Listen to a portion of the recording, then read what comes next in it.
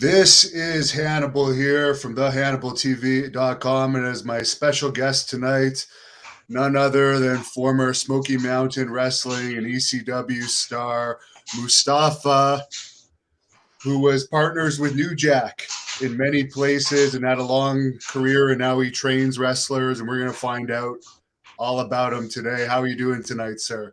Oh man, we're doing good, man. It's good to see you, man. Shoot, I finally got on the show, man. Thank you.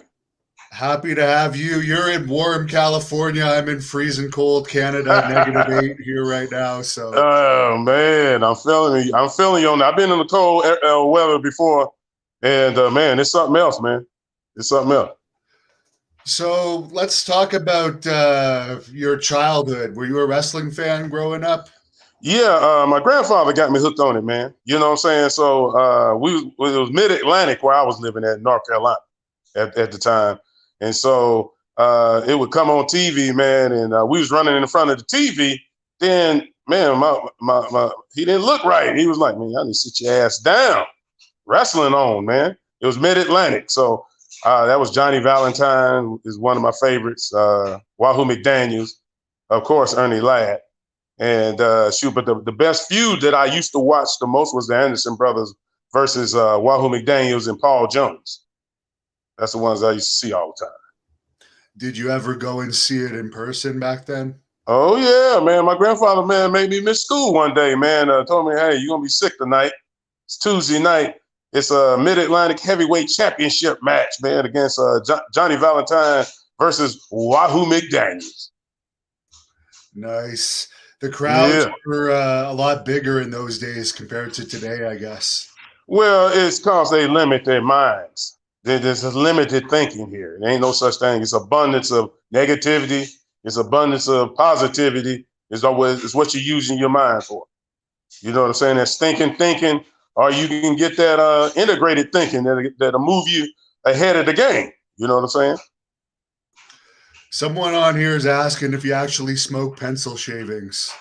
Yeah, I did, man, but it was wet up too, though. You know what I'm saying? That night that happened, it was wet up too, y'all. Hey, kids, don't do this. Don't do that part, man. Yeah, I was floating. Yeah. Did you have any kind of an upbringing like New Jack where there was kind of a controversial growing up, or were you more of a normal childhood? Well, my dad grew up with a lot of teachers in my family, but my mom and dad were school teachers. See, and while they were living and stuff like that. And my dad's side was the thug side, pimps and everything else, trying everything. You know, and then on my mom's side, it was all church stuff. You know what I'm saying? So I got both sides. So you got to find a way to make it work. So I had to chill out when I go on the other side with my mom's side, and then on my dad's side, it was everything goes just about. Did you play any sports? Yeah, I was a basketball player in high school. Then when I got to the military, man, I went to the Army National Guard, and then I went to Air Force and stuff like that. But I was powerlifting. I was trying to do Greco-Roman wrestling, getting my ass kicked. And then I was a boxer for 2 years. And then I was, I tried rugby too and got my ass kicked in that too. So I was doing it all, man. I was just trying to stay moving, you know what I mean? Did you go overseas at all during your time in the military? No, man, I didn't go overseas until I got into wrestling. Then I started going overseas. How did you get into wrestling from the military? Well, what happened was, man, let's not incriminate myself how I got out of it. But let's just say it like this: I went and tried out the first time. I flew home from San Antonio. That's where I was based out at, and so flew home, tried out for the NWA, and Gene Anderson, and talked to Gene and met up with him, and then they had a bunch of guys trying out. They had goons and everybody else, the wrestling goons. Division I, everything. And I tried out. I didn't make it the first time because, man, we was doing 1,000 squats, man. It was the real deal. Dojo, man, everything. So I didn't make it, which was good for me because I couldn't get out the Air Force at that time. So about 6 months later, I had another leave time, and the tryout was there, and I flew back home to North Carolina, and I went and tried out, and then I made it. But I got my ass kicked. It was definitely something else. I'll tell you that. Yeah, Al Snow said that Gene Anderson actually bit him when they did their little shoot when he tried out there, and he didn't make it either. Is that all that he did to him? Shoot, I know it. man, they bit me, threw me down, punching on me. I'm punching back. I'm eating the mat. You name it, man. We went through it, man. But I'll tell you what, though, I wouldn't change it. Now, the thing about it was, jumping the gun a little bit, New Jack was ready made already. See, I had to go through all the ranks and stuff.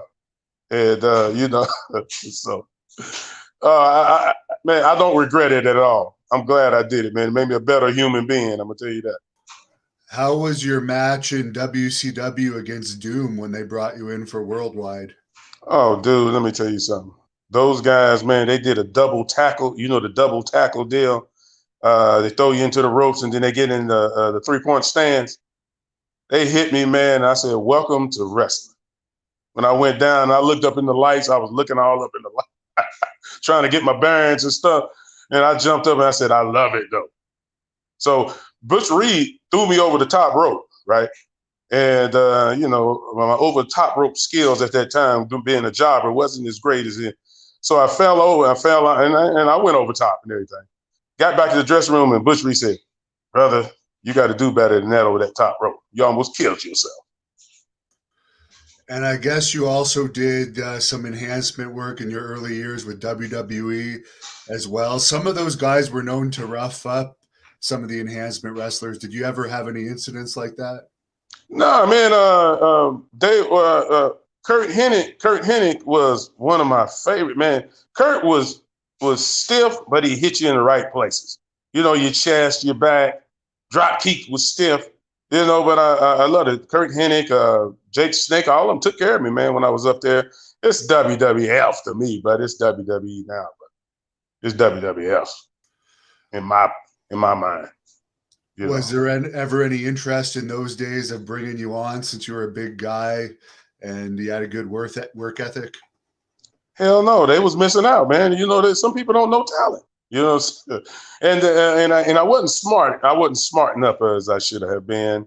I was green as the Stokely's. People don't know what that company is, but it's a green bean company. Makes corn and everything else. But I was just green, man. You know what I'm saying? And but I was willing to learn, though. So anybody would talk to me, you know, I would learn. If you came up to me and I seen you Hannibal and you had some words to say to me, I would listen. I wasn't that kind of guy like, "Oh man, I already know how to do this," you know. Did you have a favorite match from your time in WWE? The favorite one was with Jake, and Jake DDT me, and Pat Patterson told me, you know, you get an extra fee for letting that snake get on you. So they slid the snake on me. Snake crawled all over me, man. And so I got back to the dressing room, and Pat Patterson came back up to me, man, you know, and give you a little payoff and everything. He said that I need to tell you something. I said, "What's going on?" He said, "You're the first black guy to let that snake get on top of you like that." So we cracked up laughing. You know what I'm saying? Yeah. Ever anything strange happened with Patterson and you? He wasn't known to go after the black guys, but Pat was straight with me, man. Pat told me. See, the thing about it was Gene, the one smarted me up, told me to stay in my lane and stuff like that. Pat Patterson told me, you know what his deal was. You know what I'm saying? And I was a straight up dude. I still had the street in me. You know what I'm saying? And you know, but Pat was willing to talk to me in a way. Smart me up to the business, man, and just get me better, man. It wasn't none of that, you know, what I heard before. Not to say that they wasn't true or not. It's just, it never happened. It wasn't coming this way anyway. I'm a straight dude, man, straight up dude, man. You know what I'm saying? You always hear about those Steve Lombardi rumors and a couple other guys. Yeah, you know, but see, that's the thing about it, man. Come on, man. Sometimes they welcome that. bullshit. You know how that goes. So how did you end up in Smoky Mountain Wrestling? Well, so what happened in Smoky Mountain, man, was let's go back a little bit. We was in North Georgia wrestling, me and New Jack. So Jack was New Jack. He was already New Jack. See what I'm saying? And I was trying all kind of gimmicks, man. I had on karate pants. I had paint on my face. I used to come to the ring with machete. I would eat meat, raw meat. You name it, man. I was trying to do it. So you know, while we were in the streets together, kicking it, because we knew each other before actually the business. You know, before we found out that we was working. I told him, I said, hey, man, would you like to tag? He said, yeah. I said, all right. So we finally got together and we did a few matches together and stuff. We didn't have no name at the time. I was just Mustafa Saeed, and it was New Jack. And New Jack was good people, man. So I know people was talking about how crazy he is, man. But New Jack was my brother, man. New Jerome, that was my brother, man. You know, we had a difference of opinion and things like that. And he'd get mad at me. And I had it coming a lot of times because I was doing some bullshit.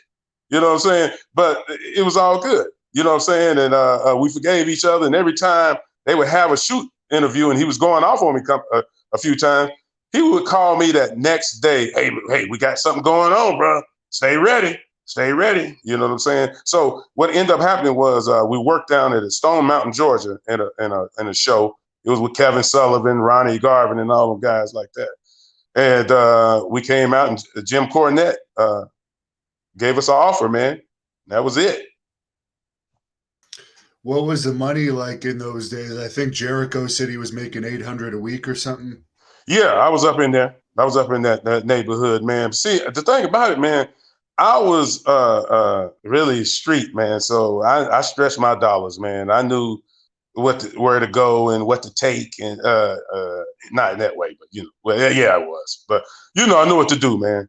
You know what I'm saying, to keep it going. And shoot, I made that money work, man. Shoot. Did they pay for a place for you guys to live, or did you have to do that yourself? No, we had a spot. We had a spot. It was Bruiser Bedlam. It was Johnny K9 to some people. It was us, Balls Mahoney. He was Boo something at that time. But it was Balls Mahoney, New Jack, D-Lo. You know, and D-Lo, let me tell you one thing about D-Lo real quick. D-Lo was I predicted D-Lo would go further as far as up in the corporate side of the game. And I knew that would happen because he just had that knack for it, and he could work too. You know what I'm saying? So yeah, he was good, and he kept a job in the office for a while in Impact and a few other places, I think. yeah, he knows how to he know how to play the game, man. You know what I'm saying? With me, I talk too much shit sometimes. You know, and so they might not want to deal with me. But a lot of the boys love me though. You see what I'm saying? That's what really counts, is to have that character. The hell with the reputation. It's good to have a good reputation, but the character is that you don't want to lose that in your life. You know what I'm saying? How did you guys come up with the whole Gangstas gimmick? Well, be honest with you, man. What's his name? Jim Cornette gave us the name, and he said, "How about the Gangsters?" And we was already doing stuff out in the street, so we all laughed. But I don't think his laughing was different than our laughing. You know what I'm saying? So the New Jack he was a bounty hunter. Jerome, man, he's something else, man. You know what I'm saying? So he was out there and I was out there, and he came up with the Gangsters, man, and we didn't look back. You know what I'm saying? Would you hang out with him in your off time, I guess, or? Oh yeah, man, Jerome, man, we hang out all the time, man. We was all, man, drunk all the time, man. I'm gonna be honest with you, man. I was never sober a lot in my career. You know, I was gonna have me a ball, man. You know what I'm saying? I said I got to get down. You know what I'm saying? I got to function the way I know how to function. You see what I'm saying? And but I'm not sitting there saying that's the way to go all the time. I was a functional drunk. I'm gonna say it like that. You feuded with the Rock and Roll Express. How was that? Man, that was great, man. That was, you talking about learn. I learned more with the rock and roll than I did a lot of times with other places because Smoky Mountain was they had a good group of people up there. Tracy Smothers, the Armstrongs, Lumpy Dumpy, and all of them because they had so many of them. Armstrong and Bullet Bob, man, a good dude. You know what I'm saying? Just gave us the game, man, and just handed it to us, and learn from them. You know what I'm saying? Tracy Smothers was there too. He was a pretty good guy. Did you get along with him? Oh, Tracy, we got along real good. Tracy was our lawyer in a lot of those towns, man, because they wanted to arrest us all the time. Because we had the racial thing going. We had the X flag. Jack was talking about O.J. Simpson. We had them rattled up there, man, and we would go.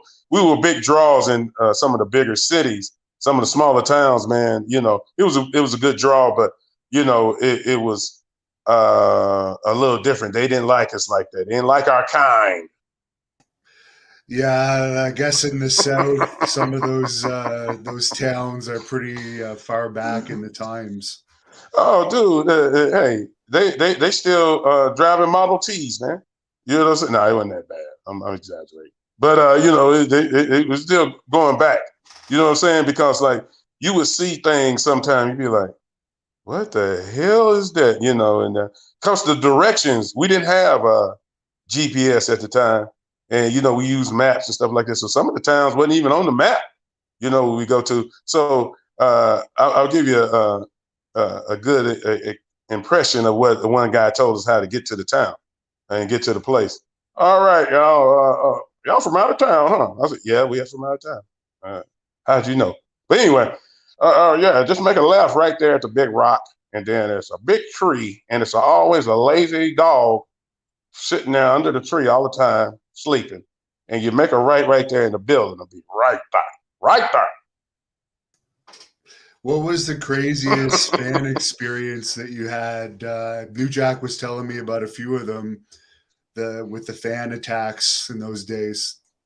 Well, the one that tripped me out was this old man got so mad at me, man. He had his cane and he was hitting me on my ankle in the ring, and I was looking at the police like, "Hey, you gonna get him?" Because the dude too old to get the beat down. You know what I'm saying? So I looked and I said, "Hey, man, come on, man." You know what I'm saying? So I got off the apron. They thought I was going to do something to him. That's when that's all I wanted for him, to just send him back to back to his seat and everything. Then I had an old lady was just going off. I'm just going off, having a good time. But the ECW was the ones that I had the most wild times. But we just had a tough time, man. What was tough about it was just getting to some of the towns. Didn't know where you were going. Sometimes we just guessed where we were going, and then we read the map and we'll find a way. You know what I'm saying? So that was about it, man. It was really crazy about Smoky Mountain. You mentioned Bruiser Bedlam. Did you see that Dark Side of the Ring about him, and what did you think about it? Well, I already knew about Bruiser. Bruiser told me about what his past was. You know what I'm saying? So I was sad when I found out, that he was gone, man. You know what I'm saying? Because he's a good dude, man. You know what I'm saying? Down to earth. I remember we went to Atlanta and we went to party, man, and we had a good time, man. Yeah, he's a good dude, though. Yeah. And did you see the New Jack Dark Side of the Ring? Yeah, I was in it. Yeah. I was in it. Yeah, you know what I'm saying? So when I you know what though, man? I will say this, and I really miss the brother, man. You know what I'm saying? We laughed, like I told some people, we laughed more than 10 lifetimes when we were hanging out, man, and working together at times. And he was already a talent. And I'll tell you this, people, none of that stuff was my idea. When we were called the Gangstas, Jack the one came up and told me, "Hey man, buy this. Let's get these fatigues. We need to wear this, and things like that." Man, I was get the money, man. You know what I'm saying? I didn't want no belts. I tried to take the belt to the pawn shop once. I tried to take that belt to the pawn shop. That man said, "Man, nah, I don't take that. I don't take that with you." You know what I'm saying? So I want that money, man. You know, and them bags, man. You mentioned that you used to be a power lifter. What were your best lifts ever as far as bench press, squat, and deadlifts? Okay, these are unofficial. You'll never find them nowhere, but at the witnesses, if they're not dead from taking steroids, because all of us was on them at the time in the 80s. You know how the 80s was, Hannibal. Come on now, you know what I'm saying? I was taking shots, bro. You know what I'm saying? We're taking shots, pills, liquids. You know, what you drinking? Shit, it said steroid on there, so just, didn't know what you was taking sometimes. So it was 485 was my bench at a weight of 220, deadlift 625, and I squatted 650. That was my best ones. Now these are unofficial though. These are ones where you just do them in the powerlifting gyms, and there was no competition. I ain't got no video of it. And that's the funny part is a lot of my ass whoopings too. I ain't got no videotapings of them either. You know what I'm saying? But I sure remember. I took some L's. You know what I'm saying? So how did you guys end up in ECW?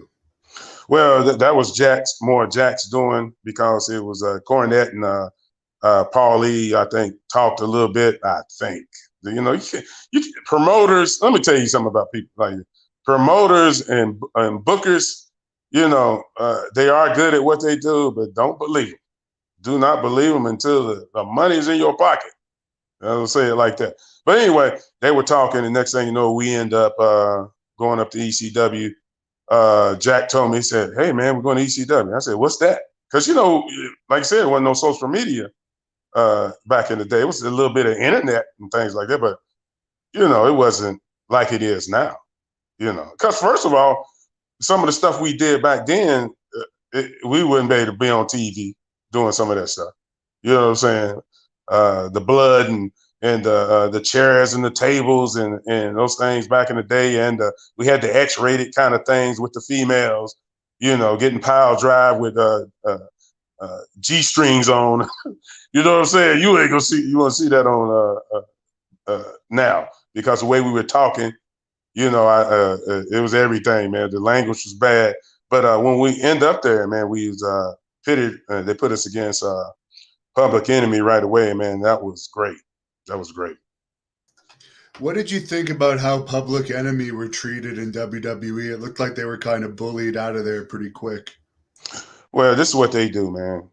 This is where booking and promoting, if you don't really know what you're getting yourself into, they will dog your ass. I'm just telling you. And that's all they wanted to do was get Public Enemy up there and try to make them look like some idiots, and then get them out of there, just like they did them in WCW. They try to make them God rest their soul. But they were a great talent though, and I think if people knew what they were doing and knew how to run storylines and right angles and things like that, and not being so damn greedy and selfish, this business wouldn't be the way it is now. Yeah, they're making good money in the big leagues, but it's definitely not as entertaining. The most entertaining thing I've seen in a while is that fan taking down Seth Rollins on Raw. Yeah. Hey, when I seen that, I said, "Get him, get him." I was just saying get him. I didn't know which one to say get him. I thought Seth was going to do something to him, and then I seen him take him down and got 2 points. I was like, damn, man. You know what I'm saying? But when we used to walk through the aisle, man, we would want to kill somebody. Walking in and walking out. I wish somebody would have ran up through there. He better be Bones Jones or somebody or somebody before we fight. You know what I'm saying? I'll still be fighting him too. Shit, he'll probably catch me across the jawline, but I'm trying to get him. You know what I'm saying? So apparently that guy was only about 5'4", 180 or something too. He wasn't even that tall. Hell, was he that tall? I thought he was like 5 feet. I thought he was Kevin Hart size, man. You know what I'm saying? When I seen him run out, I said, "Look at this wild haired guy. Seth gonna whoop his ass. Seth gonna whoop his ass." Next thing you know, I said, "Come on, Seth." He's lucky the referees saved him.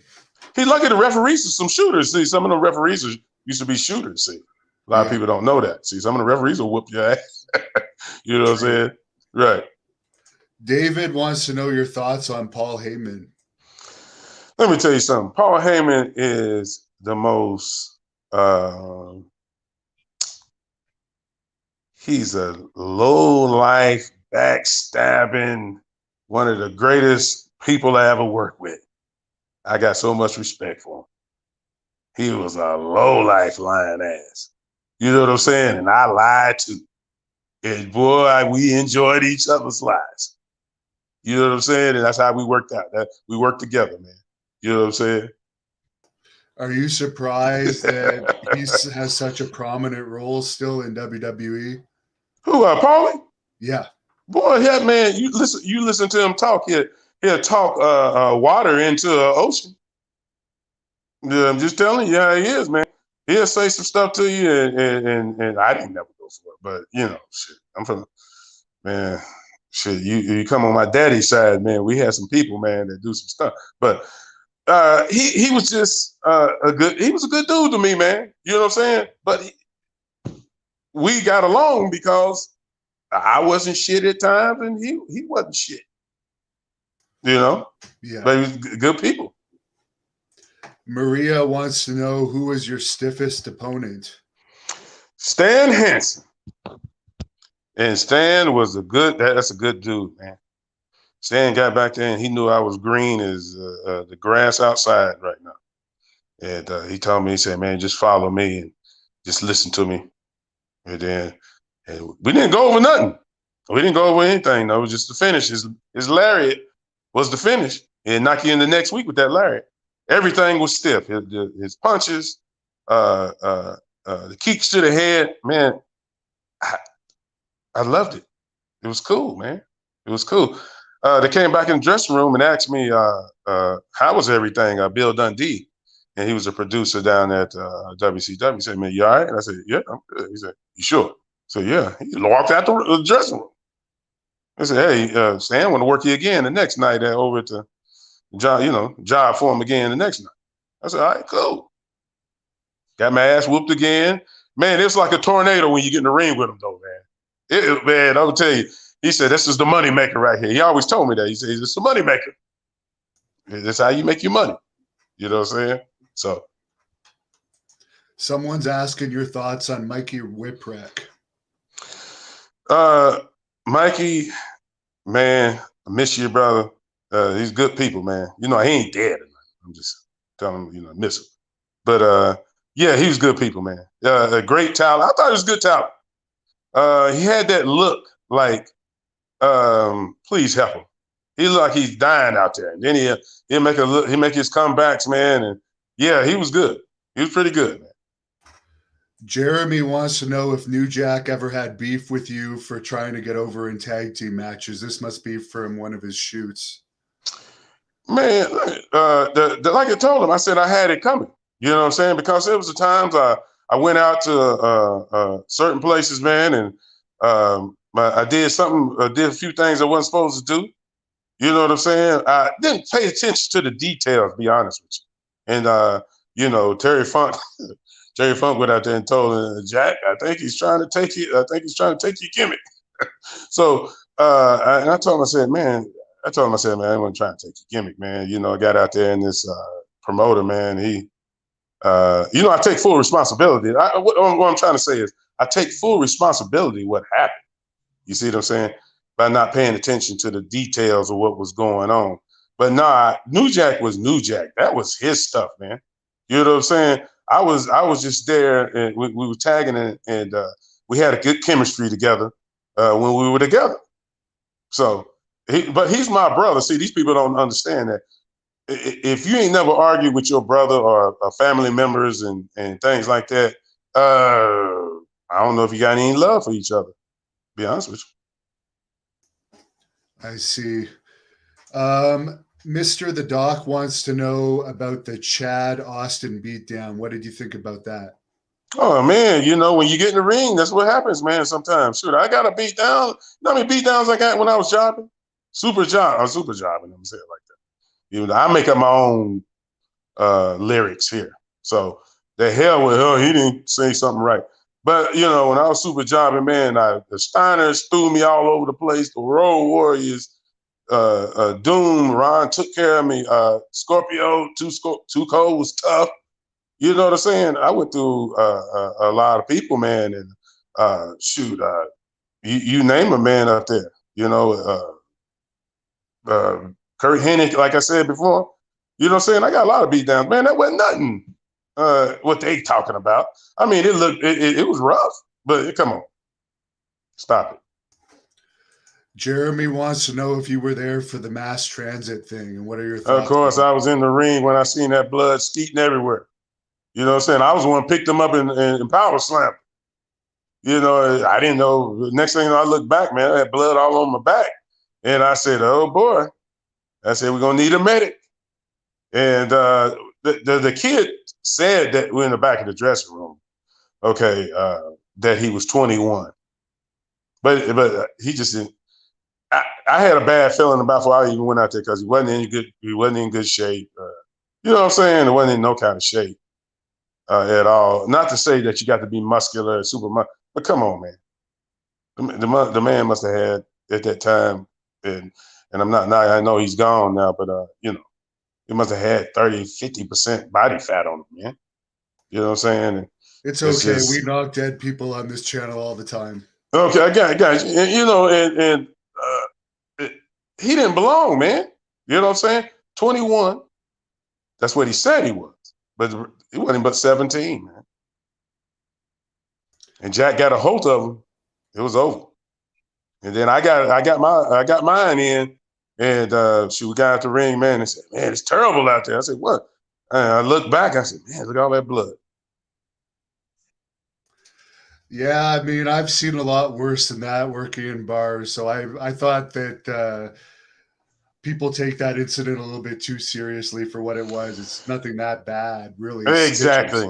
Exactly. You know, I've been a bouncer different places, man. Especially when I came out here in the West Coast, man, and Reno was one of my places I bounced the most. And I seen some stuff happen, man. And we had the Hell's Angels, the Mongols. Come on, yeah, I know what you're talking about, Hannibal. You know what I'm saying? So it is what it is. Mike wants to know if you smoke bud, and if so, what's your favorite strain? It's legal in California. Right. Well, I see, this is what people don't understand, man. I've been clean since I'm 42. So I'm 58. I can't do anything. I can't do anything. So, but I do work around certain places.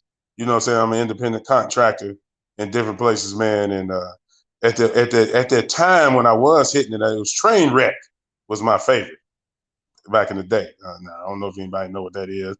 Some people do, some people don't. But it was Trainwreck was my favorite at that time. But yeah, man, it's one of those things, man, that it's not bad for you though.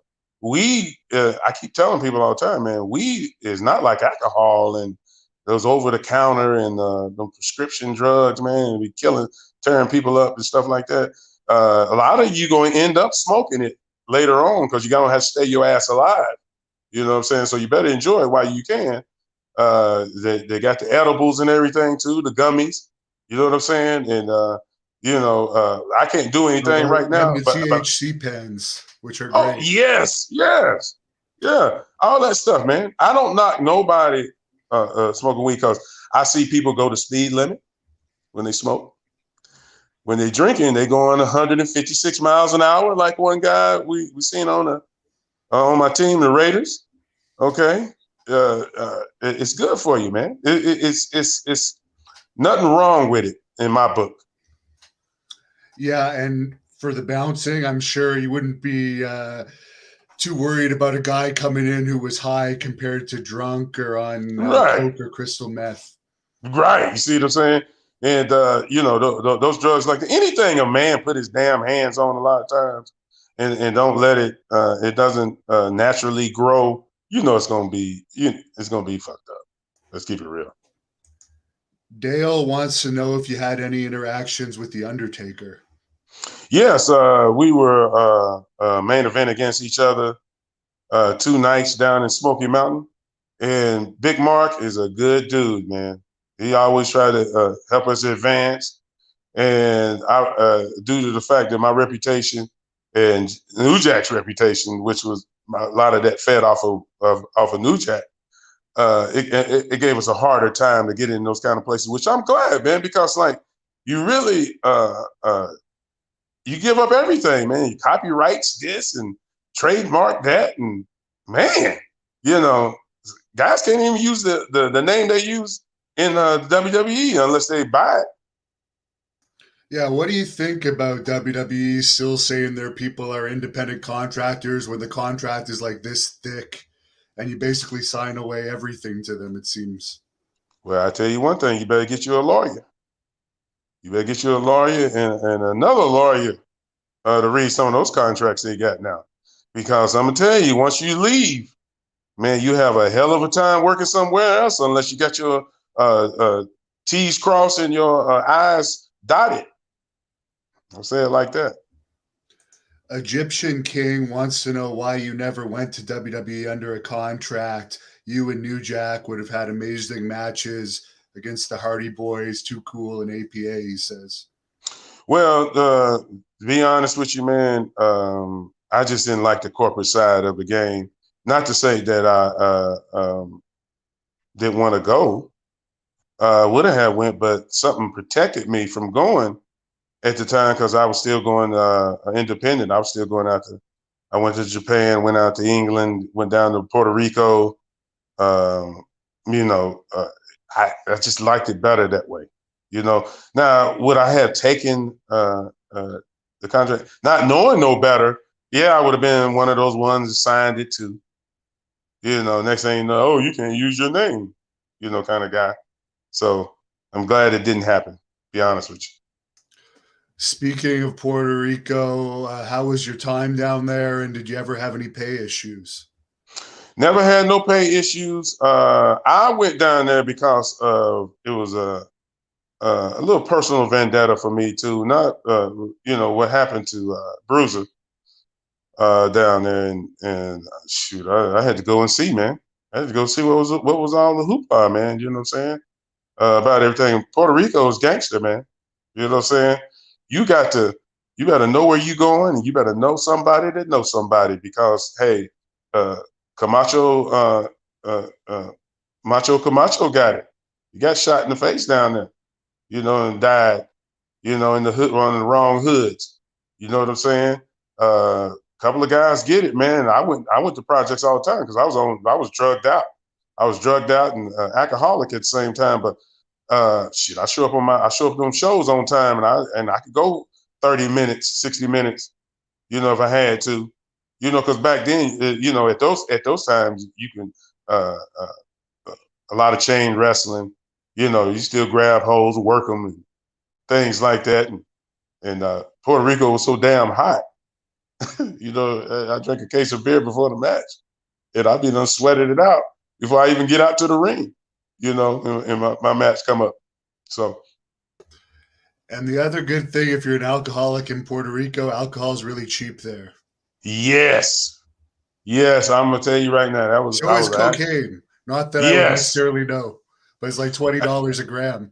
That's why Camacho, what happened to him, I think the bags wasn't right, kind of thing, and he working people. You know, your payment ain't on time. You know, like it should have been, and things happen, man. And you don't stay in your lane, things happen, man. Because we know, man, that if Bruiser would have known that was going to happen to him, I don't think he would have went in that shower. No, definitely not. You know what I'm saying? Yeah. Yeah. I'm guessing you probably saw Invader down there, but those were the days too before the internet. I remember when I was down there, I didn't even really know the story. It still really wasn't clear what had happened. So it's probably the same with you when you met Invader. Well, I knew him. I knew who had done it, and you know, man, I investigated. You know what I'm saying? I knew who had done it and everything, and you know, I just had to go down there, man, and get my money, man. I had to go work and work for Carlos. Carlos Colon was a good dude. You know what I'm saying? it was one of those things that you had to have your mind made up that you was going to survive down there. No matter where I go, I was going to survive. I was a soldier, you know what I'm saying? I was an ex-soldier. I'm going to survive. And I went into some places where I shouldn't have been, and I came up out of there. You know what I'm saying? So I give all dues to the Most High for that one. But dude, I went to some places, and you get shot in the face right there on the spot. If they didn't know you or you didn't know somebody, blah blah. And you was right though. One of those things about it, though, Hannibal, was I seen you work a lot, man, and I thought that you was a good talent too. You know what I'm saying? And I could tell, you know, that we get along because we were similar in a lot of ways. You know what I'm saying? Regardless of the skin color. You know. Yeah, I actually had a cop friend in Puerto Rico. Speaking of how dangerous it was, one weekend he told me there was like 19 murders in Puerto Rico, and it's not that big of a place. Yeah, man, I used to hear gunshots in the places I used to go. And I said, oh, he didn't pay his dues. Whoever it was. You know what I'm saying? And we had a couple of guys that was tag team partner, we used to tag against, and they were cops. You know what I'm saying? And it was tough. Thunder and Lightning? Thunder and Lightning. Yeah. Yeah. They always had their guns on them too in the back. Usually. Oh, dude, it was Gun City down there. Shoot, I had me a shank. You know, I didn't have no gat on me or nothing, but it was guns. All you do is grab one. It was on, I'm telling you. Chris wants to know if you could tell us your best New Jack beating the crap out of somebody's story. Well, the thing about it was, I remember when Jack went through the crowd. Man, we was damn. I couldn't even tell you where I was at because I was never, like I told you, I wrestled and I worked. It was okay, you know what I'm saying. But I was drunk and high all the time. So, but I punched somebody going through the crowd because they just jumped in my face. I said, you know, hey, I'm joking, but we ain't doing the Seth Rollins here. Okay, you know what I'm saying? So I punched him in and he went back and fell back and 3 other people went down with him because I hit him so hard. And then Jack hit somebody with a chair. You know what I'm saying? So we get in the back. Jack said, man, we're going to have to hurry up, put our stuff on and get out of here, Mustafa. I said, hold on, Jack, hold on. I don't think we got to yet. So the security that was out there, they said, hey, man, those people are happy. I said, happy about what? Y'all beat them up. They were happy. Because I clocked that dude. That dude, I ran up on me, man. I thought he was trying to, man, I said, I'm getting a lawsuit tonight. Okay. Blow! Hit him with that right hand. You know, he went down flying. 3 other people flew down there with him. And then Jack hit somebody with a chair. Man, we was going off. Then we went back to work and it was Eliminators, I think, that night. That would happen. But ECW, somebody was always going through the crowd. You better get the hell out the way when we was coming through there. Do you think there'll ever be another federation like ECW? Because I think that's kind of what wrestling needs right now. Okay. Let me ask you this. Have you ever seen any more, how would I say it? Have you ever seen anybody wrestle like Johnny Valentine ever again? Not many, no. Nah. ECW. You see, you got to remember this too. We party in the back in the dressing room too. It was a party. It was a party. We get in the ring and we be drunk going to the ring and then come back out the ring and drink some more, smoking and you name it. Rey Mysterio Jr., one of my, man, good people, man. I remember me and Ray, man, we was back in the back, man. We had, I had a big old blunt, man. I didn't have my dirty one, though. I didn't let him hit the dirty one because I wasn't trying to mess him up like that. You know what I'm saying? The wet one, that one was wet. That one, that's just for a special people for that one. But the one I had, man, so we was back there and he said, man, I just signed with WCW, man. How you think I'm going to do? I said, Ray, I can't do that stuff you do, man. You going to make it. What are you talking about? I can't do that stuff you do. And they can't either. So you're gonna make it, man. I'm just letting you know. So. And he's still making a fortune these days, doing great in WWE. Man, he getting them bags, man. I'm talking about a tough. You talking about tough. He's tough. You know what I'm saying? Now, everybody, we got different toughness, Hannibal. You know what we talking about. You got your shooters, you got your street fighters, you got your guys that can tie you up and have you eating the mat all day. You know what I'm saying? But as far as just toughness, the Rey Mysterio Jr., man, yeah. He's that dude. The Mick Foley type of tough that can just take a lot of punishment. Yeah. Yeah, man. I mean, one time we was down there and I was doing some squats. We was in back in the dressing room. Mick said, "How many did you do, Mustafa, before?" I said, "Did 100. This is loosen up, you know." I said, "Just 100." He said, "Just 100." I said, "What do you do?" I just go out there and work. Mick, I just go out there and work, man. You know, so he was good people, man. Good people. How were the Dudley boys to be in there with? We were good, man. We got along. I like Bully. I like Bully Ray. I like Devon. I know Jack had some heat with him, but who didn't Jack have heat with at times? You know what I'm saying? And people think he's just supposed to just when you family, man, you argue. You argue over cereal, who drunk the last bit of Kool-Aid, something. Okay? That's how me and Jack was. We were, man, you're talking about down to earth, good people. In my book, he was good people. I don't care how mad he got at me. I don't care what I had coming sometimes because, man, I was plotting too. Shoot. You know, I try to get my bags too. Yeah, come on. What do you think about all this stuff that happened with Tommy Dreamer lately over the dark side of the ring? With Dreamer, he lost his job, I guess, at Impact just for saying something on dark side of the ring. Let me say this, man. And you can't say nothing no more. You got the alphabet community, you got the Me Too and things like that, man. You can't even have your own opinion no more, man. You know what I'm saying? And I'll be honest with you, really Dreamer wasn't speaking on himself, which was a little surprising because usually stay in his lane. You know what I'm saying? But yeah, man, you gotta watch what you say. See, but that's why I don't mess with them jobs like that. I don't mess with those jobs like that. If I do get an offer, if I did get an offer, don't get me wrong, I would take it if you know. But for to watch my mouth, that's why I don't even try to get one from them jobs. You know what I'm saying? I stay independent. You know, like I am now. Someone's asking who was the biggest pussy in the ECW locker room that fans might have actually thought was tough. Man, you know what? I that part I'm not going to reveal because a lot of times, you know, that's something that you keep in the back of the dressing room.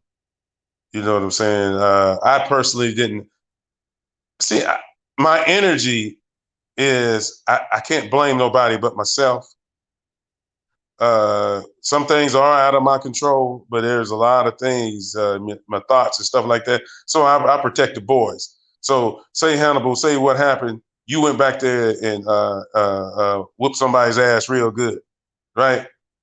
They didn't hear it from me. That was between the boys. You know what I'm saying? So I'm gonna leave that one alone. You know what I mean?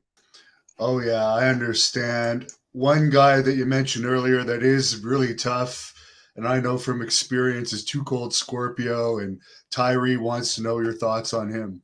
Man, that's my dude, man. That dude helped me out so much, man. We smoked so much weed, man, at the time. He smartened me up to the business, took the time out to talk to me. We still cool. You know what I'm saying? This man is still, do y'all understand? This man is still doing moonsaults. Okay, I'm 58, so he got to be around there where I'm at. This man's still doing moonsaults. He's the James Brown of professional wrestling. If James Brown did a split, he was still doing splits in his 50s. You feel me? He doesn't have a choice because he's got a lot of kids. Hey, he got a basketball team and some substitutes. Okay, he got some people that can come off the bench. You know what I'm saying? Charles, he's something else, man. But he's my dude, man. Good people. Tough though. I'm talking about you. Talking about tough. I'm talking about he got hands. He can take care of himself. So you can miscalculate if you want to. And he can take it too. So you better be prepared if you're gonna start something with him. Even now, right? A lot of ice. You're gonna mess with him. You might need a lot of ice. Definitely. What did you think about Taz? Me and Taz, we got along, but I just thought he was, to me personally, I thought he was just a little too uptight for my taste. You know, he's good people though. I mean, good people, man, but it just not that, you know, the energy is not for me. You know what I'm saying? But I don't hate him. I talked to him and we would do anything like that, but it wasn't we didn't hang out or anything like that. But I respect him. You know, he's cool. Matt wants to know what tag team you made the most money working. Well, to be honest with you, with me knowing the money, it was ECW. Though there were times where it didn't seem like that it was a whole lot of money, but to me, I knew how to stretch that money, man, and I was still doing illegal stuff and things like that. You know, too, and now it's legal because I'm in California. Okay, now it's legal, but I was doing my thing, man. You know what I'm saying? So hey, you give me 50, I make 50 into 5,000. Yeah. Right. Mike wants to know who was the biggest backstage partier. There's a lot of them in ECW. I had to put myself out there. I thought I was pretty good. I used to stay up all night. Sandman, definitely Sandman. Okay. Jack, well, he's all right. Jack was all right, you know. But it was Sandman and myself. And then RVD and me and Sabu, we all get together and they be knocked out. I'm still going, man. You know what I'm saying? So yeah. I used to see the thing about it was I used to take Sabu. Sabu used to have some of the greatest protein shakes and stuff, you get the big canisters and stuff like that. Yeah. I used to steal them all the time when he go to sleep. Once he go to sleep, they were gone. He said, "Hey, Mustafa, did you see my protein?" I said, I don't know what happened. Shit, I took that shit home with me. That's some good shit he used to have, man. They was chocolate and that motherfucker dissolved real good, man. Good, you know what I'm saying? Good shit, man. Yeah, I don't think Sabu's had that for a while, unfortunately. Well, that's why I used to look at him sometimes. I said, man, you too. We'd be so fucked up, right? But see, the thing about it was, I would leave and go to a gym. So this is what I did in Puerto Rico. I worked out 4 or 5 times a day in Puerto Rico. I worked out in Smoky Mountain. I did the same thing, ECW. I always had those little hit 10-minute, 15-minute workout deals I would do all the time to keep the heart rate up and just get drunk. And then I go get drunk and high, you know what I'm saying? Then go do another workout. And then when it's time to go to the building, I go to the building, get drunk again, get high again and work out some more, and then go to the ring, man, and try to tear it up. You know what I'm saying? Sometimes people wrestle better when they're under the influence, I find. Yes, I agree. You know what I'm saying? Ever since the days I'm going back a little bit, going back to where Gene had me. Gene made me work by myself because a lot of times I would show up at the spot, the barn up there, and there wasn't nobody there. And I said, "Oh well, I guess practice. We ain't gonna be doing too much. Shut the hell up. Start doing them squats. We do the squats, run the ropes, headlock takeovers, everything, man, by yourself. You know, how you doing the arm drags, throwing your body, you know, doing what you're supposed to be doing, and it work you out, man. I thank that man every day for taking the time out to give me that time, you know. And I used to watch him all the time. You know what I'm saying? The thing about it was we went to Charlotte, the Park Center, and it was Anderson Brothers. They was working somebody. And then we went to Coliseum and stuff like this. So Wahoo McDaniels and Paul Jones would come out, and boy, they would tear that place up, man. And I said, but it's funny. You go see them, and the next thing you know it, that's your trainer. Ain't that something? Yeah, I know what that's like from some of my own trainers. Right. Someone wants to know if you ever watched Sonny's porno. Yeah. I watch it. It's still not. That ain't my favorite though. That wasn't my favorite, but I watched it. You know what I'm saying? I got there's one that y'all need to watch. Is Cherokee. Is that's the one that y'all want to see some bootay. Okay, I like bootay. Okay, so Yeah, I do too. Yeah. What do you think about Sunny over the years and all of her issues and the stuff with Chris that she was doing at the time? Man, that was on Chris, man. You know, okay, that was the simp side of the game, man. You know, love Chris, man, but he had 2 feet. He could have walked away anytime he wanted to. He just whipped, man. You know what I'm saying? I mean, we all been there. See, we all been there. And nobody can sit there and say they've been the fool before. It was don't stay the fool was the what you try to do.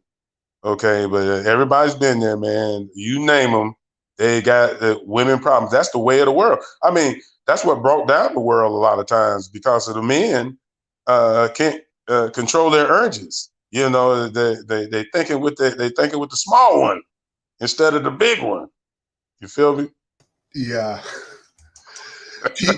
Pete wants to know what was it like being in Slamboree 93 in WCW. That was a big pay-per-view. Man, it was good, man. It was good. I was a jobber, man. I got my money. You know what I'm saying? They just show up and they would pay you. Now, the ratio of what they were doing, like you tear a house down, and at the time, you got to remember, people don't understand about draws, and then being with the people who draw the money. You see what I'm saying? I've been on both sides. I didn't make the most money either, you know, as far as draw costs. It's always somebody bigger. There's Jeff Bezos, and then you have Elon Musk. You know what I'm saying? So it goes higher than that. So there's levels of this game. You see what I'm saying? And you have to understand that you want to just be in the number. So say, for instance, Stone Cold was the main event. If I was the second or third match, man, I was happy, you know. And I used to open up at WCW because when I used to go to the matches back in the day when I was a super mark, you know, the first match was always the most entertaining for me. And then I end up doing the first match a lot in WCW in the house shots. And I was green as hell. And everybody I worked from Sergeant Parker to Steven Regal, those guys, I thank those guys every day, man, for being patient with me because I sure didn't know shit at times. Mike wants to know which wrestler would get the worst ring rats. Well, let's just say it like this now. Now there's nights where, boy, you knock down and you can get an 8. You can get you an 8 or so. But then it be them nights, boy. It's cold and rainy outside. And you just take what you can get, man. So I used to see some of them guys get one. I'd be like, man, whew, I think I'm next. You know, I'm getting one like looking like that. You go to some towns, let's keep it real. You go to some towns, man, there wasn't, that sometimes would be no knockouts, you know. And you go to other towns, man, in other cities, and you couldn't do no wrong. You everywhere you turn, bam, bam, bam. It's on and cracking. You feel me? Yeah. The brother man wants to know what you think about today's wrestlers and would you give any training advice to them? Learn how, you know what we seen. You know what we seen, Hannibal. Okay, they need to really learn to get beat up at first. See, when I get a chip on my shoulder, I went down to the UFC training center in Fullerton, California. I tapped 50 or 60 times a day down there for 2 weeks. I got my ass handed to me. Okay, only thing I survived on was boxing, at times. And man, I got my ass handed to me, man. And these people don't understand. You need to learn that. You need to learn to get your ass whooped, tied up, and things like that. So you can go out here and, you know what I'm saying, take care of yourself better. That's all. Someone's asking what happened with you in XPW. You did a mic spot in the early days, but you don't. He doesn't remember you really wrestling much there. Oh, I just go down there, get a bag, and come back. I wasn't trying to keep it down there, man. I go where the real. You have to go where the real money's at. So sometimes it wasn't working wrestling. You know what I'm saying? I was always doing security and stuff like that, and I would go work some places, and then there's not really territories. These guys, some of these guys, it's AEW, okay. Then you got WWE, you got NXT, okay. If you are not running 3 or 4 days a week, don't fool yourself in thinking that, hey, unless you're running once a month and then you knocking down 6 figures or something, Other than that, you're fooling yourself. You see what I'm saying? So it's nothing wrong with going out there and working once a month, twice a month, anything like that. I'm not knocking that, but don't fool yourself. It could get better, but you have to have people who got the energy. You got to have the people who really know the business side of the game. And if you don't have that, that's not your fault. You just got to work with what you got. You know what I'm saying? You got to work. I've been in places where I went to a couple of shows and I had to tell the referee what to do. I had to tell the other tag team what to do. And the partner I was with, so that's how it goes. The Wrath Child wants to know your thoughts on being part of the TNA Hardcore Justice pay-per-view or TNA Hardcore pay-per-view. Man, it was cool. It was cool. I got to go to Florida, and kick it for a minute. And I'm gonna tell you what happened, man. Now I got down there and Sabu set me up, man. In a good way though. But I knew being sober, I knew what had happened. So he said, "Yeah, man, I got some brownies." I said, "Okay, you want them brownies?" Yeah, one of my girls, man. I said, "All right, cool." So it was me, RVD. Jack was hanging out somewhere else. You know how Jack do. So we did our thing at TNA, man, and everything. Went out that night and ate that brownie, man, and got into the restaurant where we was eating. And I couldn't drink anything, but I could feel it, man. I said, "Oh shit." It was on. I was beaming, brother. I was beaming. But I was good after that, though. I was good. But he got me. I told him, "You got me." And he started laughing. Do you have a favorite opponent? As far as tagging, man, I'm going to be honest with you, man. Rock and Roll was the favorite, because you learn so much. And you could have Ricky in a chin lock, man. And people just going off, never anything like that. And then we got to ECW. All those guys, the tags we went against, especially, we had the Eliminators, Dudleys. All those was fun, man. All of them were fun, man. But to me, personally, is the Rock and Roll Express.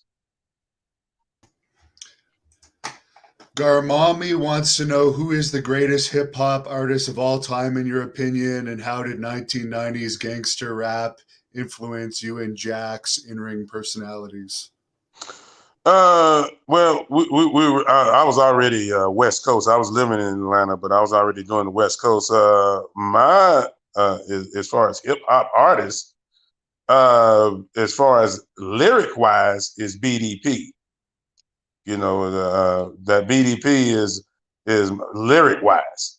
Now, when you go out to the West Coast, shoot, man, it's Ice Cube, E40, and the influence of it was the fact is that being in the military and doing some of the things and being in some of the situations, that song was hitting. That song was hitting. It's a lot of guys got that PTSD, and yeah, that song was clicking, man. You know what I'm saying? To keep it real. So that's influenced me pretty good. Did you ever meet any famous rappers over the years? Well, I work for a lot of them out here in the West Coast. I work for Too Short, E40, Selly Sale. Back in the day, when I was in Atlanta, shoot, I worked with LaFace Records, TLC at the time, Usher. You know, yeah. And then one of my great nights was we had Spike Lee and working with Spike Lee, Denzel Washington, a couple of cats from that was writers from Sports Illustrated. I did personal bodyguard with them, you know, and I knew how to keep it real. I wasn't no stargazing kind of dude over no dudes, man. Because I remember one time we was at an airport one time and we seen Samuel Jackson, right? And the dude said, "Man, that's Samuel Jackson over there."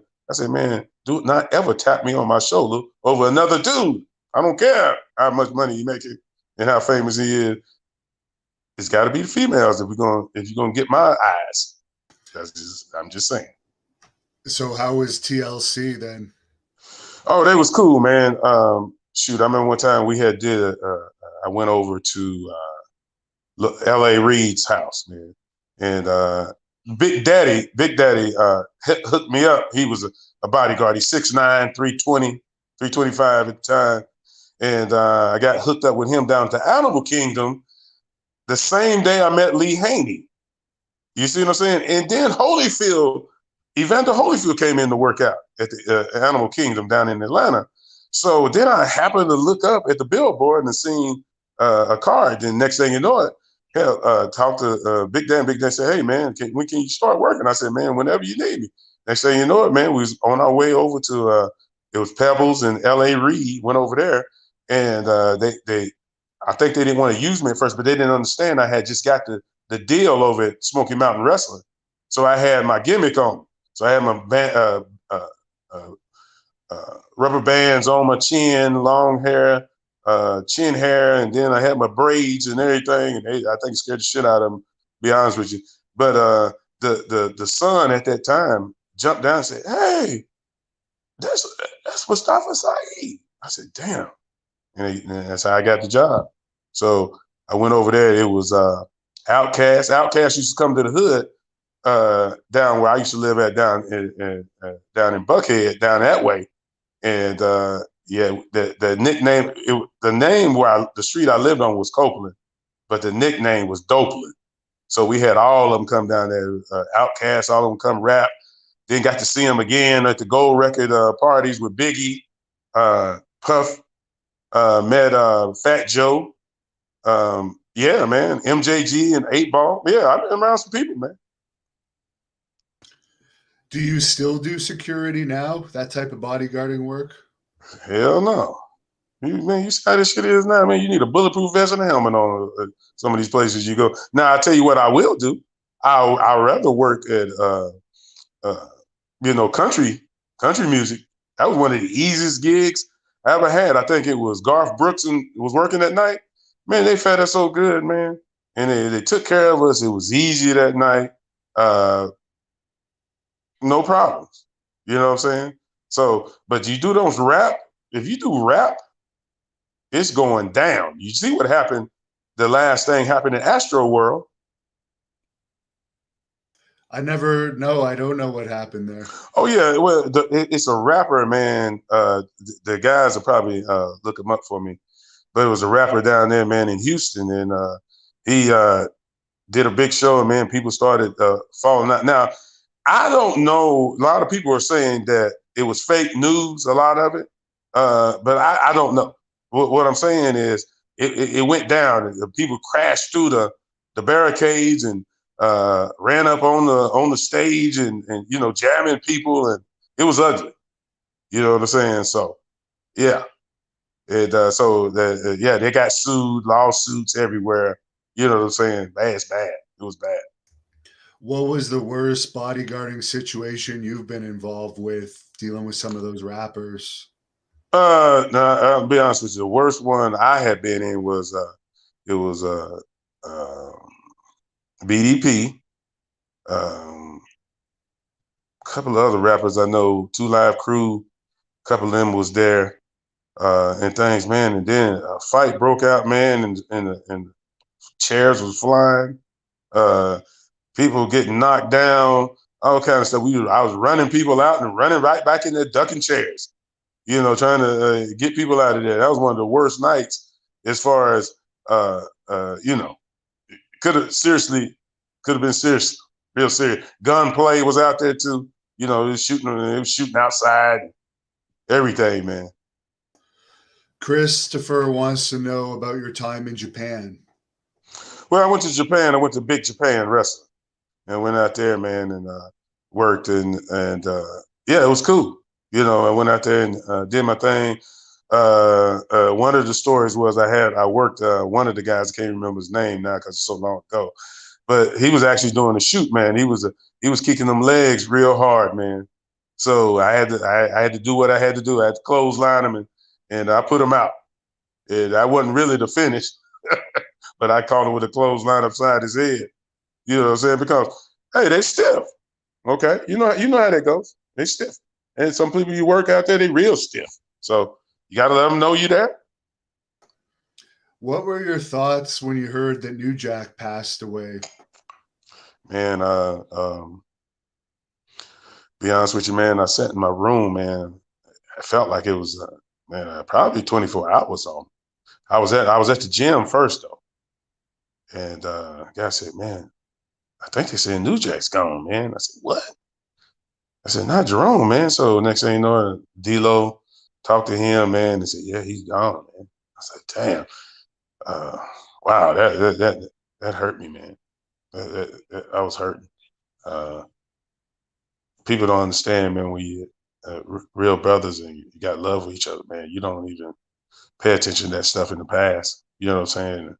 A lot of this stuff, man, shake it off anyway. But man, it's still hurting now because I still got his number. I still got his text messages and things in my phone, in my phone now. You know what I'm saying? So I'm not getting rid of him because we had a good time, man. Had a good time, but I miss him though. Really do. So I'm guessing you were surprised by it because he seemed to be calming down like in his last couple of years. No, not surprised because we all gonna go.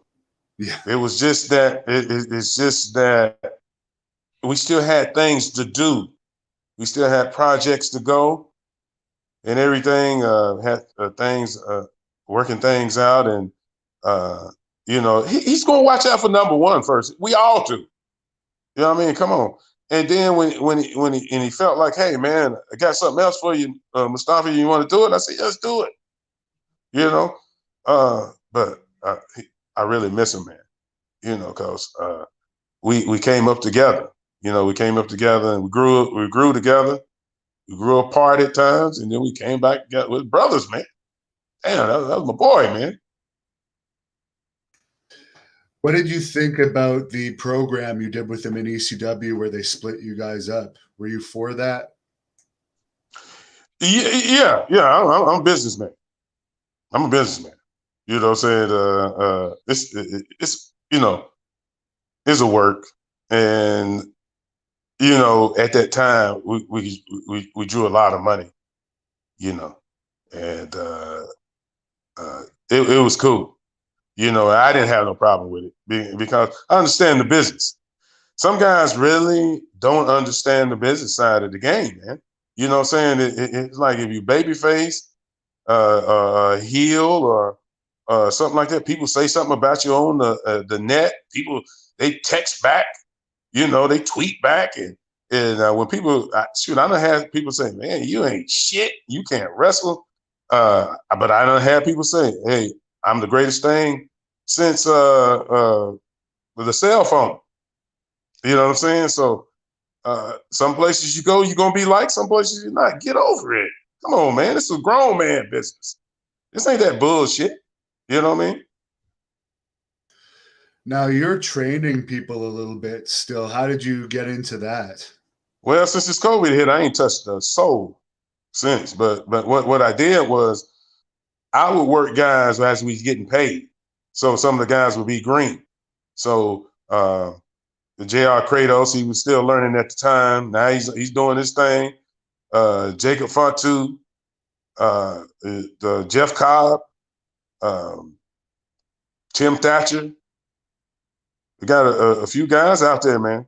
You know, that's doing their thing, man. So shoot, it's the other guys I even name, man, that are going to New Japan, that I worked them, and I just gave them the mental side of the game. You know, I told them, I said, it's a lifetime learning how to really work, but you can grasp the things that you need to do to get those bags, get that money in your pocket. You see what I'm saying? And that's what I showed them. I said, you got to own it. So if this is what you're going to do, you do that and you stick with it. Keaton wants to know if there was any wrestlers that you hated. Man, I was trying to get my money, man. I ain't got time to be hating on nobody. I didn't have a 6-pack of haterade. You know what I'm saying? I didn't have a fifth of jealousy. You know, that bottle that would be on the top of the shelf when you go in the store. I didn't have none of that on me, man. I was trying to get this money, man.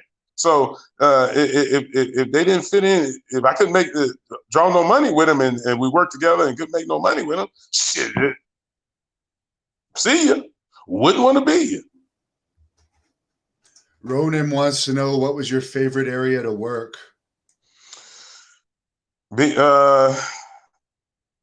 As far as getting around is Philadelphia, man, up there in ECW.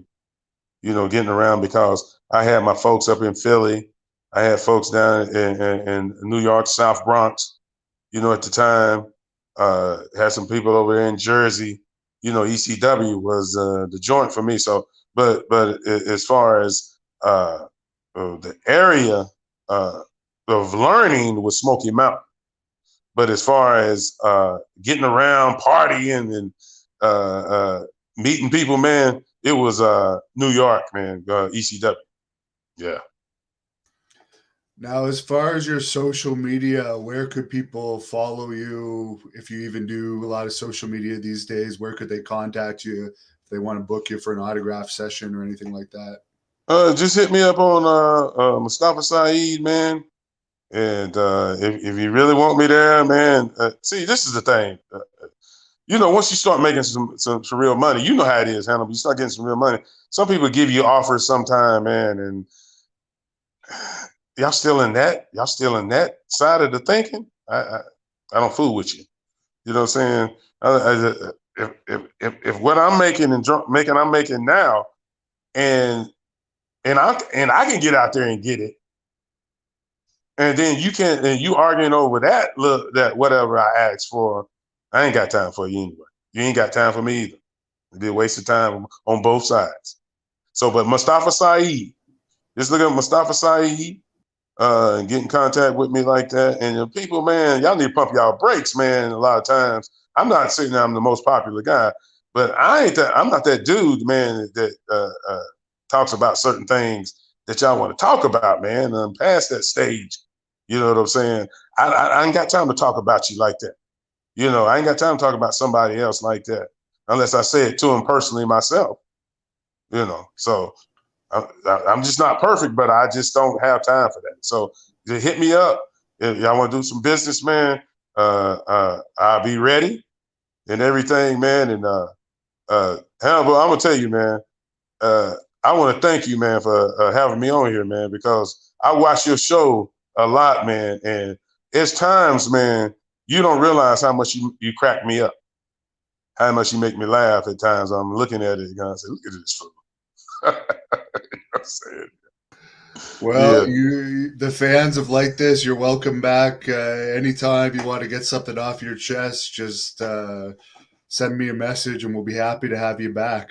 Man, hey, man, I'll be back. You know what I'm saying? Because I'm like them Bills. I'll be there every day. Okay, people talk about, man, if I hit that lotto ticket, you still got to pay bills. Okay, it ain't nothing but going on but the rent and indictments. Tomorrow morning, somebody got to be in court, 8 o'clock in the morning, man, trying to not go to get that 100-year deal, man. You know what I'm saying? Man, come on. Let's keep it real, man. Very good. Well, I'll let you close this off with whatever you want to say here to the fans. You've had tons of fan questions and comments throughout this whole thing. Fans, to my fans and to my haters too. You know what you can do with that, the haters. But I still love you. You see what I'm saying? Because that's all I know. But I'm gonna tell you this, people. There's no such thing as lack or limitation. There's abundance of negativity and abundance of positivity, man. And you just gotta hold on. The one you hold on to and you keep watering it like a plant, it's gonna grow for you. So which one you gonna water? You know what I'm saying? You the garden of Eden. You the garden of Eden. You get them damn weeds out your garden, man. You know what I'm saying? So, but don't give up. Don't quit. There's a lot of stuff people quit, and you see that the most talented people don't make it because guess what? They quit. So if you pursuing something, you got goals. You ain't got to tell everybody. Just do it. Just write them down. Do them. Hey, we gonna make it. But I tell you one thing. This is one thing I will say this. Some people made more money than I am in this business, but they never had as much fun as I ever have.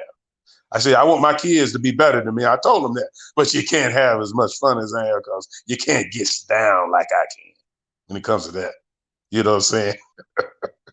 Thank you for watching the Hannibal TV.